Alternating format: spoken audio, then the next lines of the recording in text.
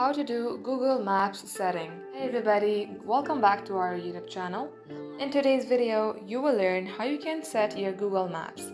So without any further delay, let us jump right into the process. Start by opening up your Google Maps, and you can also search for whatever location that you would like to go. You will see a page like this once you open the app. Then you will see a stack icon on your top right. Tap open it. From here, you can either choose the map type to default, which is just like this, or either turn it into a satellite. By doing so, you will get a satellite view of the location that you would like to go. On the map details, you can tap on traffic and it will show you all the traffic that there is once you search for a place. You can also see the 3D view of the location.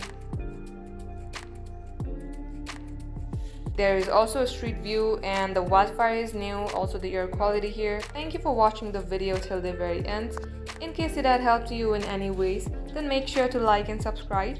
We will get back to you soon with more tutorials like this.